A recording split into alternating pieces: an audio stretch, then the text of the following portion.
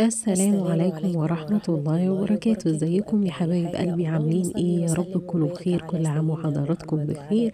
وقبل اي حاجة اللهم صل وسلم وبارك على سيدنا محمد وعلى آله وأصحابه أجمعين. النهاردة إن شاء الله هنقول مع بعض تفسير رؤية اسم جلالة في المنام.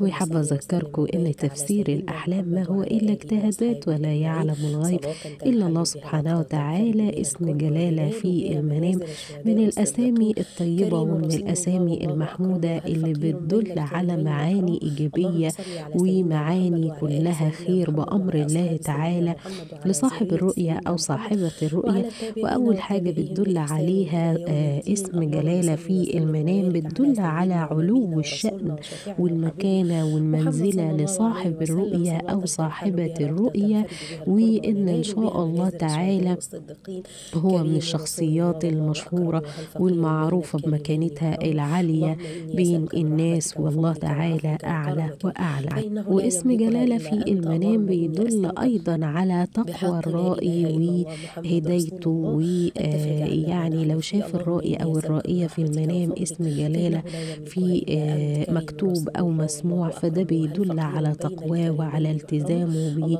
بطاعته وعبادته، وعلى إنه دايما بيحافظ على التقرب من الله سبحانه وتعالى، وبيسعى في عمل الخيرات وبيساعد الناس وغيرها من الأفعال الطيبة والمحمودة اللي بيسعى ليها، والله تعالى أعلى وأعلم. واسم جلالة في المنام من الحاجات اللي بتدل أيضا على حفظ ربنا سبحانه وتعالى للرائي أو الرائية من أي شر أو أذى أو مكر أو خداع أو حسد يدبر ليه، والله تعالى أعلى وأعلم.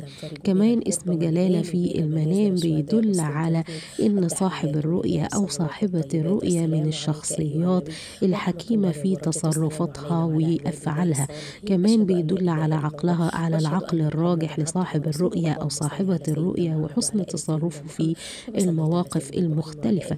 كمان اسم جلالة في المنام بيدل على حسن خلق الرائي وصلاح حاله وأحواله وحال أبنائه، والله تعالى أعلى وأعلم.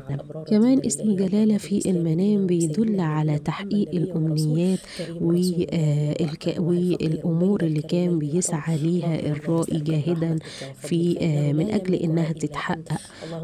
وبيدل أيضا اسم جلالة في المنام على إصرار الرائي في تحقيق أحلامه وطموحاته، وإنه بيبذل أقصى ما عنده من أجل تحقيق أحلامه وطموحاته، وإن إن شاء الله الفترة اللي جاي هتكون فترة تحقيق لنجاحاته ولأحلامه اللي كان بيسعى ليها وبيجتهد، والله تعالى أعلى وأعلم. دمتم في رعاية الله وأمنه. السلام عليكم ورحمة الله وبركاته.